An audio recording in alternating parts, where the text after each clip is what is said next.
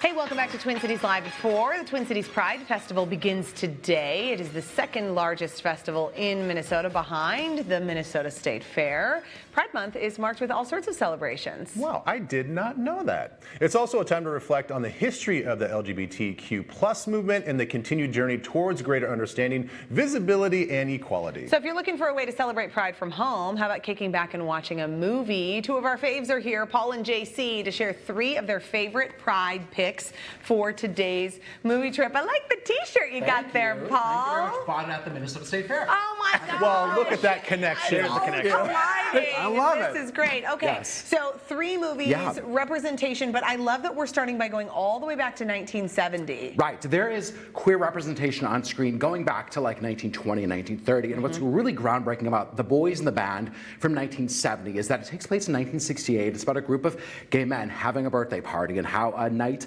together becomes this mixed night of self-love, self-acceptance, and loathing at a time in our history where it was illegal to be gay. And at this time in cinema, queer representation was we were the villain, or we were kind of flippant, the stereotype, or it wasn't even talked about. So to have a movie actually discussing what it meant to be gay on screen with a predominantly gay cast was unheard of at that time. It's based on a play with the same name, and they use the actors from the play in the movie as well. I love the movie so much. It's very heavy, it's emotional, but it's a good kind of stamp of where we were at the time and how far we've come now, both in history and on screen. Yeah, and how far have we come? When you watch that movie and you turn it on and you look at the representation that they have on screen compared to what we see now, how far is the leap in the strides? The leap is huge because of what the movies that we're going to talk about next. But you also have to think about in between these, there's a lot of regression. And only recently have we really started to have gay actors on screen playing gay characters or having stories about who we are as people in a 3-dimensional world. Well, and also having like a gay relationship just integrated into the story is just this is part of the story, not just like this is a huge thing. Right. And it's not this tragic thing. Right. You know, we've seen the tragic stories so many times, and to just have a fun love story is still like, ooh, taboo sometimes, and we'll talk about that too later on. Oh my gosh. So JC, you got movie number 2, and it stars one of, I think, America's favorite actors in Patrick Swayze. Yes, so Tu Wong Fu, Thanks for Everything, Julie Newmar. So again, touching, shows you how far we've come. But so this movie about 3 drag queens who take a cross-country road trip and get stuck in middle of America country. And as this movie was originally advertised, it was tough guy Wesley Snipes, action hero Patrick Swayze. And there's this wonderful interview about Patrick Swayze talking about how he thought this was going to be this flippant, like, hey girl type of movie. And all of a sudden he started playing Vita Boheme, and he said, I have to humanize this person. And he says this is the most touching character that he ever played, the most connected he ever got to a character. So there's humor and there's touch and there's feeling, but to the point again, it makes you go, wow, how far have we come? And how much more have we become aware of a group of people that a lot of times are put into a certain box. 1995 was when that movie came out. Do you love that one too, Paul? It's so much fun, and it's a fun, easy watch. And long before RuPaul's Drag Race kind of really normalized drag culture, this was groundbreaking. I remember being a kid, like hearing about this movie, and I rewatched it again recently. It's now streaming on Prime, and it's a fun watch. Great music in it as well. The makeup artistry. I hope they won an award for the and gorgeous costumes, of course. Yes, like Patrick, they're all just so gorgeous. Very in their shiny characters. lips. My goodness. I know. All right, so the last one, Paul, here, this was a 2018 release. So this is Love, Simon. Yeah, this is really great for the queer youth of today because it's about a young teenage kid who has a secret that he's gay, but he doesn't know how to come out. He's too afraid to come out. And then one day it's exposed at school, and that wasn't what he thought. And how does he deal with that with his friends? How does he deal with that with his parents?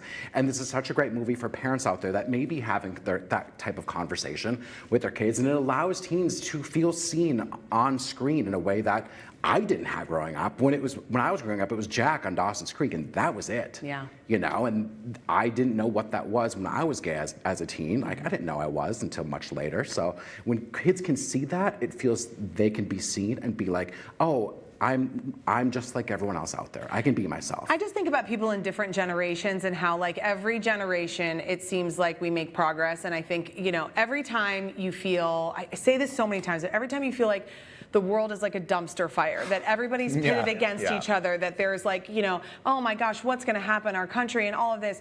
All you have to do, though, is look back at history, and you will find that it was worse. It just was. And it doesn't mean that we still don't have a ways to go in all sorts of arenas, but you can at least, like, breathe a little bit and just be appreciative of what we have and start to, like, you know, love your life instead of feeling like it's all burning down around us. And what do we do to keep moving forward? How do I just show up as myself all the time to teach people and to show that I'm just like everyone else? You know, like my family's just like every other family. We talk about all the same stuff. So if I'm changing someone else's life, great. If JC is changing someone else's life, amazing. You know, how do we keep doing that instead of regressing? And that is fearful for us sometimes. Yeah, and I think it's really cool to see, and you guys, as you guys have pointed out, and I mean this in a positive way, that some of the movies back in the past almost had like explanation points to them. There's like, we really gotta, like, you know, kind of shout this out there, and it's like we gotta exclaim this. And now it's sort of like matter of fact, you know, and it's like, okay, this is just like our normal everyday culture, our normal everyday life, and it's good to see, like, you know, you don't have to like pound your fist down. It's like because people are more accepting about it. Do you think that that's happening, Paul? And I ask you specifically because there are so many more streaming platforms. There's just, you know, there used to just be fewer projects made, and so you had to sort of, like, all sorts of groups of people were stereotyped in tons of different films. Yeah, I think it's that. I think that there's this hesitancy in Hollywood to put a movie in theaters about queer stories because it's not going to make money, and we're slowly trying to show, you know, they can make money. I think streaming services offer an easier way to just put it out there and not care about the receipts at the end of the day, because the industry is so much about money, which is stupid. But again, like, the more stories, the more characters, the more complexity makes people feel seen, understood, and to see someone else that maybe not like yourself. You guys, you two are the dream team. We like when you show up together.